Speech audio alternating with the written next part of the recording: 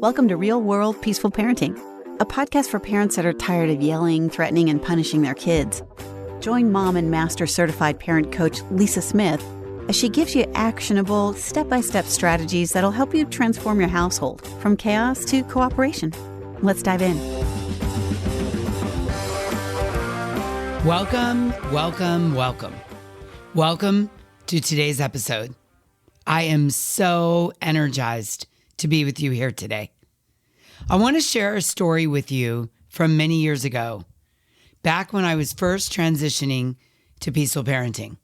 Back then, my son Malcolm was a little tyke, and on this particular day, I was sitting on the couch, exhausted, barely holding on to my parenting tools, as he was trying to build a Lego truck.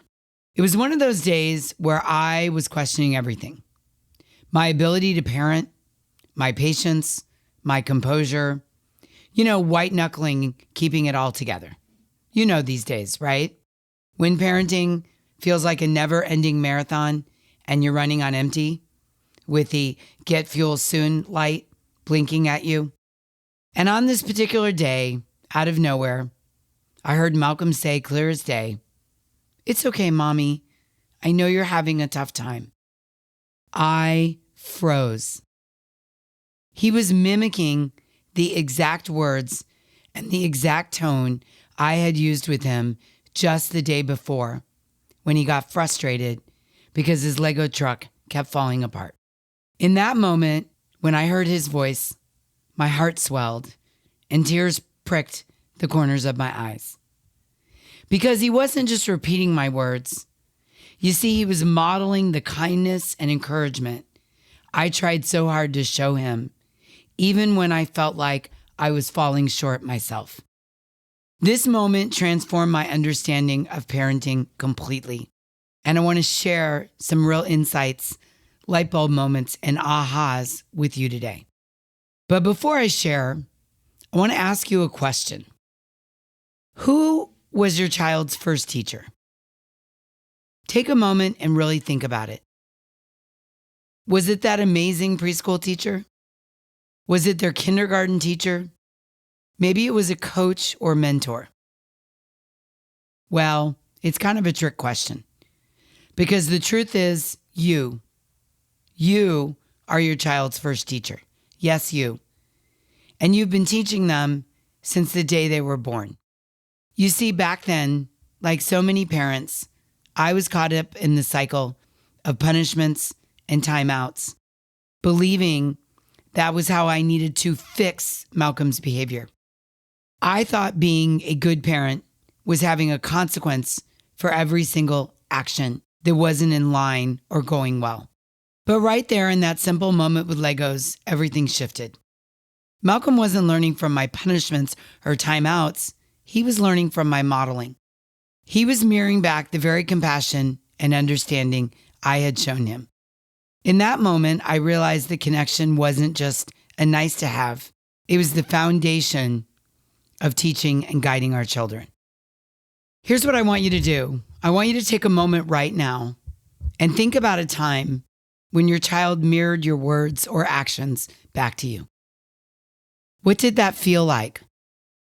What did it teach you or show you about your impact as a parent? I want you to let that sink in for a moment. Before they ever step foot in a classroom, before they ever meet their first school teacher, your kids are learning from you. They're learning how to treat others, how to handle challenges and stress, and even how to treat themselves.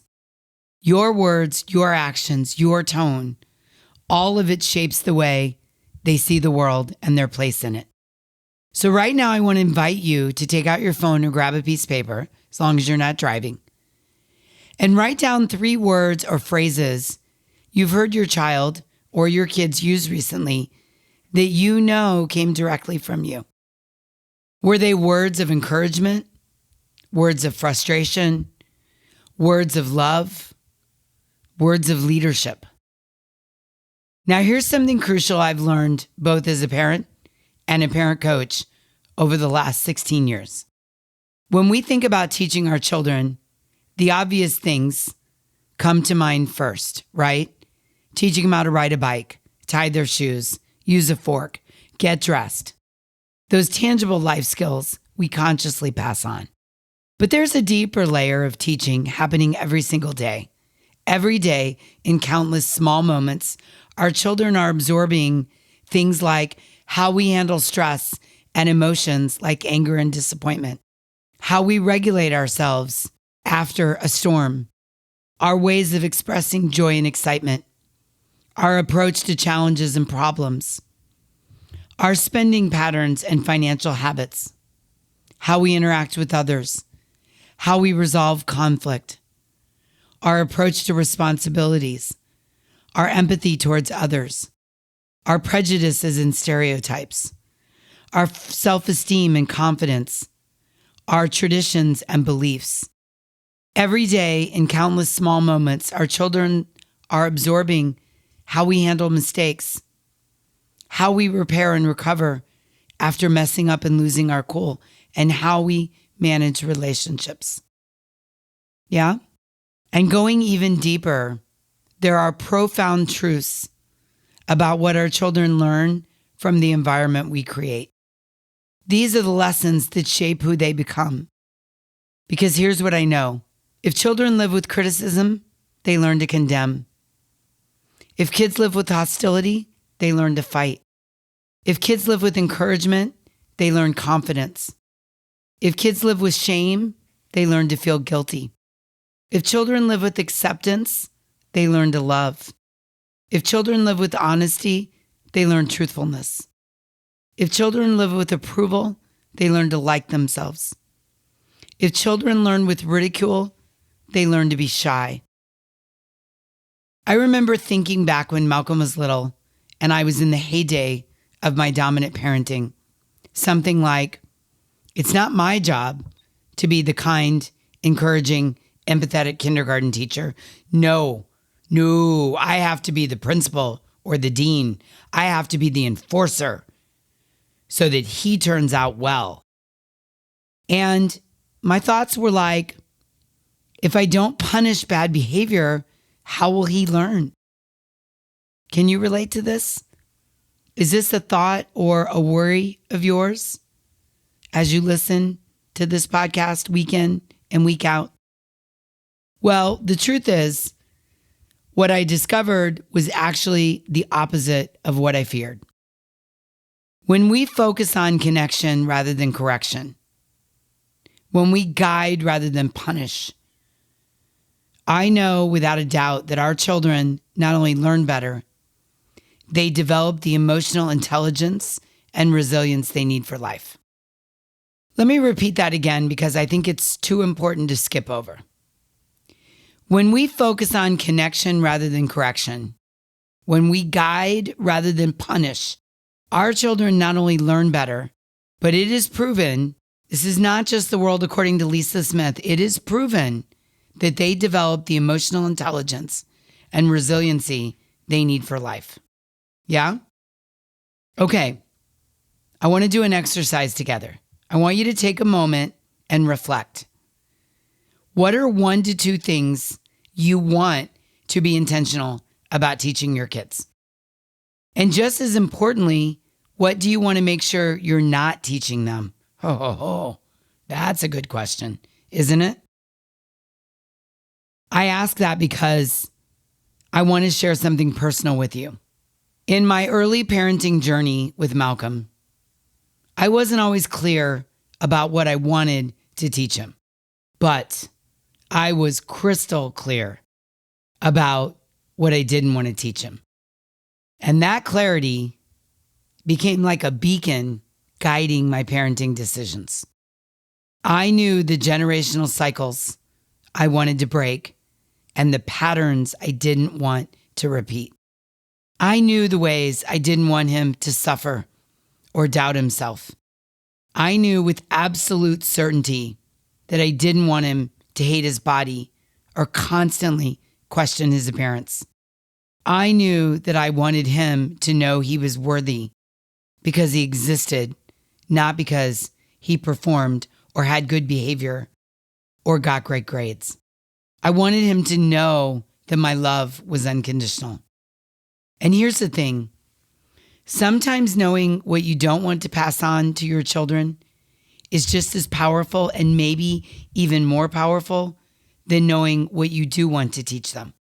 Because those don'ts are often connected to our deepest values and our most heartfelt wishes for our children's well-being. So this is why I asked you to think about 1 to 2 things you want to be intentional about teaching your children. And I'm not talking about tying shoes or using a fork. What are 1 to 2 things you want to be intentional about teaching them? And just as importantly, what do you want to make sure you're not teaching them? This brings us back to why being mindful of our role as our kids' first teacher is so crucial. Every decision we make, every pattern we choose to break or continue, shapes their understanding of themselves and the world around them. Fast forward to today, Malcolm is now a 20-year-old, strong-willed, fiercely independent young man working his way through college and learning to navigate adulthood. And you know what? All these years later, I'm still his teacher. Not because I'm forcing it or demanding it, but because we have this incredible connection that was built on empathy, understanding, and genuine support rather than threats, punishing, and control. And I want this for you and your kids. And believe me, if I can do it, you can do it too. Just this morning, Malcolm reached out to talk through a challenging situation he's facing. He wasn't looking for me to fix it or tell him what to do. He wanted the same encouraging, empathetic guidance that helped him build his Lego trucks all those years ago. He was seeking support in developing his emotional intelligence and resilience. Skills we've been working on together his entire life, with me as his teacher. And that's the beautiful thing about being your child's first teacher through connection and cooperation rather than command and compliance. You're not just teaching them for today or tomorrow. You're building a foundation of trust, emotional intelligence, and resilience that serves them throughout their entire life. You're creating a relationship where they continue to seek your guidance, not because they have to, but because they want to. Yeah? Again, I want that for you. And I know it's 100% possible. So here's today's homework. I want you to notice one moment today where your child mirrors your behavior, positive or negative. Just notice. No judgment. Just notice. Number 2, I want you to choose one area where you want to be more intentional with your modeling. Where the mind goes, the energy flows. So pick an area where you want to be more intentional. And then number 3, write down 3 things that you want your kids to learn from you this week. You got it? Awesome. Okay, before we wrap up today's episode, I want you to know something. You're already doing this important work. Every day in your interaction, you're teaching your children something valuable about love, life, and resilience. If this episode resonates with you, and if you're feeling the weight of being your child's first teacher and wondering how to do it better, I want you to know you don't have to have it all figured out alone. I created my membership, The Hive, just for parents like you. Parents are struggling with getting their children to listen the first time, managing tantrums and meltdowns, reducing the yelling in your home, and building better parent-child connections, especially with strong-willed kids. In The Hive, we focus on practical, actionable solutions to build strong, loving relationships with our kids while also taking care of ourselves. This isn't about punishment-based discipline. It's about connection, growth, and creating a home where everyone feels seen, heard, and valued. Listen, you're already your child's most important teacher. Let's make sure you have the tools, support, encouragement you need to thrive in that role. If this interests you, I want you to head over right now to thehivecoaching.com, where you're going to get all the details, learn more, and have an opportunity to join our community of parents who are committed on the path of real-world peaceful parenting. Come join us. I can't wait to see you there. And until next time, I'm wishing you peaceful parenting. Thanks for listening to Real World Peaceful Parenting. If you want more info on how you can transform your parenting, visit thepeacefulparent.com. See you soon.